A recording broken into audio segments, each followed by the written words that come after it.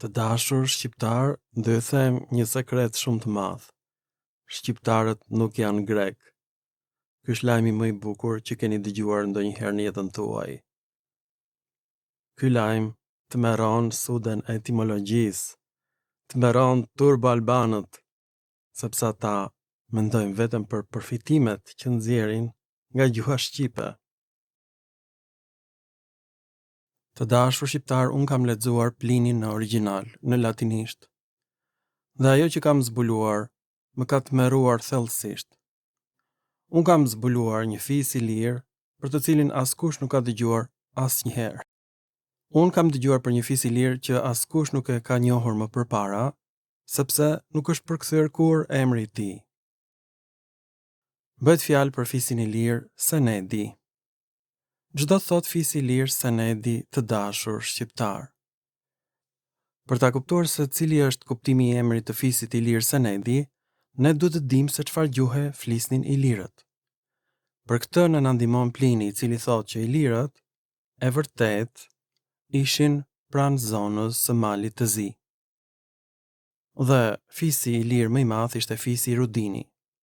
Rudini do të thotë flok kuq në gjuhën kelte, të dashur shqiptar, dhe emri plot është Endi Rudini, që në gjuhën kelte do thotë me flok shumë të kuqe. Endi ose Andi në gjuhën kelte do thotë në, por da ka kuptimin shumë në tokë fjalësh. Meqense kjo është një tokë fjalësh gramatikor, sintaksor, morfologjik, në krijimin e fjalive të gjuhëve kelte, atëherë ilirët e vërtet, indigjenët flisin keltisht. Dyshimet e mia që gjuha ilire ka qenë gjuhë kelte është kjo. Epiri është quajtur Prygja. Shqipëria është quajtur Prygja, që do thotë bregu në shqip. Po ashtu në fjalorin e Hezikiusit të Aleksandris është gjetur fjala brekon, që do thotë bregu në rasën kallëzore, një lloj si në shqip. Atëherë mua më lindën dyshime shumë të thella që shqiptarët kanë fjalë të përbashkëta me gjuhën helene, por në thelb gjuha ilire ka qenë një gjuhë kelte. Argumenti kryesor që mbështet dyshimin tim që gjuha ilire ka qenë gjuhë kelte është emri i fisit të lirë Rudini, që do thotë flok kuqët në gjuhën kelte. Fjala rud do thotë në gjuhën shqipe një dele me lesh të butë me njolla të kuqe. Kjo fjalë madje ka hyrë edhe në gjuhën serbe nga gjuha shqipe, të dashur shqiptar. Emri i fisit i lirë Sasaei lidhet me fjalën saso në gjuhën latine, që do thotë shkëmb ose gur. Fjala saso ka hyrë edhe në gjuhën helene, por ka hyrë nga latinishtja, të dashur shqiptar. Edhe fjala labeate vjen nga gjuha latine, që do thotë buzë liqenit, të dashur shqiptar. Pra, mbetet fjala senedi, çdo thotë senedi, të dashur shqiptar. Si që shikoni dhe në monitor, fjala senedi gjendet në gjuhë kelte dhe do të thotë senator. Është huazim nga gjuha latine, por mua kjo nuk më shqetëson. Gjëja më e rëndësishme është se mënyra e ndërtimit të kësaj fjale ekziston vetëm në gjuhët kelte, në asnjë gjuhë tjetër romane. Tani gjuhët kelte nuk janë gjuhë romane, janë gjuhë keltike. Megjithatë, gjuhët kelte janë ndikuar nga latinishtja dhe kanë huazuar fjalën senator, që vjen nga fjala senex, do thot i vjetër. Tani, këtë zbulim, unë kam bërë që në vitin 2004. Fjala i vjetër gjendet në gjuhën sanskrite, sana, po ashtu gjendet në gjuhën e Avestanit, hana, i vjetër. Kjo gjendet gjithashtu në gjuhën franke, sinigus, do thot i vjetër.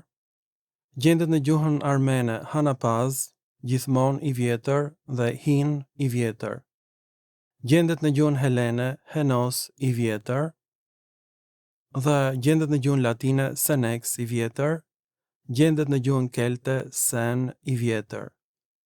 Si që shikoni nga fjala latine senex, ka ardhur senatus, që do thot një senator i vjetër.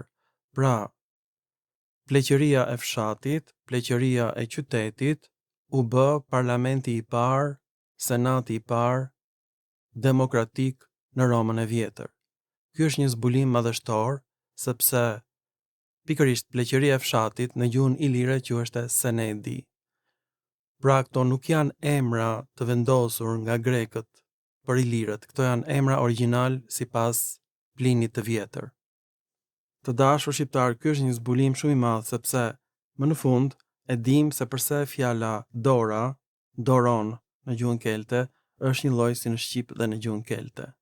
Po ashtu gluni, gjuri, është një lloj në shqip dhe në gjuhën kelte. Gjuha shqipe hyn në familjen e gjuhëve kelte. U vendos përfundimisht, sipas Plinit të Vjetër. Të dashur shqiptar, ky zbulim është gjithashtu një skandal shumë i madh. Si ishte mundur që shqiptarët nuk kanë dëgjuar kurrë për fisin Ilir Senedi, që bashkë me fisin Rudini janë fiset themelore të ilirëve ose pellazgëve, quheni si të doni. Pra, ilirët nga grekët mbajnë emra të pist. Penestae sklever. Douleoi do të thot gjithashtu sklever. Drilonoi do të thot organe mashkullore. Breukoi do të thot larvat e bretkosës. Të gjithë emrat helen janë emra shumë të shëmtuar. Ndërsa emrat e vërtet, domethënë ata që e quajnë veten ilirët, janë emra shumë të bukur. Dhe Senedi do të thot senator ose pleq të fshatit, pleq të qytetit të dashur shqiptar. Është huazim nga latinishtja, por ky zhvillim fonetik ka ndodhur në gjuhën ilire dhe në gjuhët kelte në mënyrë të pavarur nga njëra tjetra dhe kjo është gjëja më e rëndësishme. Edhe emri Rudini, flokë kuq, edhe Senedi, senator ose pleq të fshatit, janë emra origjinal ilir. Pse? Sepse janë bashkë me emrin Doron, Dora, dhe Gluni, Gjuni dhe fjalë të tjera të bukura që gjenden vetëm në shqip dhe në gjuhët kelte. Pra, zemra e gjuhës shqipe janë gjuhët kelte të dashur shqiptar. Dhe çudia më e madhe është kjo që Apjani thotë që galët, keltët dhe ilirët janë i njëjti popull, janë vëllezër. Pra, vetë grekët e pranojnë që ilirët janë kelt. Kjo është përtej imagjinatës njerëzore. Tani përse neve nuk kemi dëgjuar kurrë për fisin Ilir Senedi? Kjo është hera e parë që ju po dëgjoni. Dhe e gjithë bota. Veprat e autorëve të lashtë nuk mund t'i gjeje. Nuk ishin gjikundi. Kanë dalë për herë të parë në Universitetin e Chicagos. Vepra e Plinit është përkthyer në anglisht për herë të parë në vitin 1938. Pikërisht atëherë kur doli fjalori gjuhëve indo-europiane. Për herë të parë. Dhe në variantin e anglishtes, kjo fjalë nuk është futur, sepse nuk dinin ta shpjegonin origjinën e saj.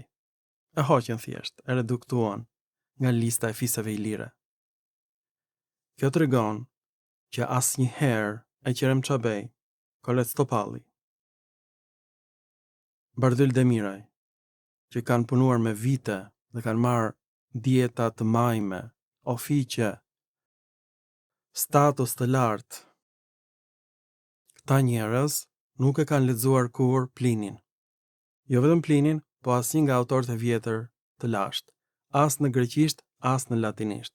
Kur, sot u bindet, që se keni dëgjuar ndonjëherë dhe nuk është përfshirë as në faqen e Wikipedias, ky fis Ilir Senedi. E kam zbuluar krejt rastësisht. Tani përse u bë ky zbulim i madh? Cila është arsyeja? Në vitin 2004 unë botoj fjalorin e gjuhëve indo-europiane dhe mua të afërmit e mi më thonë si guxon dhe boton ti fjalorin e gjuhëve indo-europiane dhe nuk lexon në origjinal Homerin. Dhe unë them atyre që Homeri, veprat e tij janë shkruar në shekullin e 8 para erës sonë. Vetë grekët nuk e kuptojnë Homerin. Mbi 5000 fjalë të Homerit, të Iliadës dhe të Odiseas, dhe sot e kësaj dite nuk dihet çfarë kuptimi kanë. Dhe në përkthimet që është bërë greqisht të Homerit, Iliadës dhe Odiseas, këto fjalë nuk janë përfshirë, ose janë interpretuar sipas dëshirës. Ne nuk e dim ç'është kuptim kanë këto fjalë, edhe sot e kësaj dite tek Iliada dhe tek Odisea, sepse ato janë shkruar në dialektin jonik, në Azinë e vogël, jo në Hellad, jo në Greqi. Pra janë shkruar në një vend ku ishin kolonitë helene në Azinë e vogël, pranë qytetit Dardanos, qytet i lirë, pranë Trojës.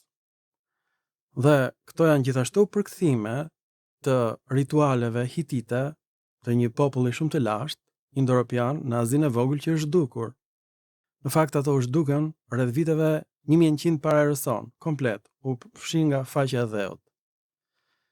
Dhe sipas studimeve, fiset semite shkaktuan shkatrimin e plot të hititëve. Pra atje ku ishin hititët, sot janë hebrejt, që ta dini. Hebrejt shkatruan fiset hitite përfundimisht, i fshin nga faqja e tokës, dhe një rrezik i ngjashëm na kanoset edhe neve sot. Sot jemi përpara momentit hitit, që ta dini. Jemi në një rrezik shumë të madh. Sa për dieni, në një rrezik të llahtarshëm. Tani, që shqiptarët mos dinë për fiset i lire, është një turp shumë i madh. Unë jam thjesht me fat, nga që mora shumë kritika nga njerëzit e mi më të dashur, më erdhi shumë rënd nga vetja dhe vendosa të lexoj në latinisht të gjitha veprat e autorëve latin dhe në greqisht të gjitha veprat e autorëve helen. Ky është suksesi im. Kritika të bën mirë gjithmonë. Por unë kam në një farë mënyrë humbur familjen time nga këto kritika të ashpra. Kam fituar një familje që sot numëron rreth 5000 veta dhe numri i tyre rritet në mënyrë të jashtëzakonshme. Këta njerëz që më duan shumë, janë gati të bëjnë çdo gjë për mua.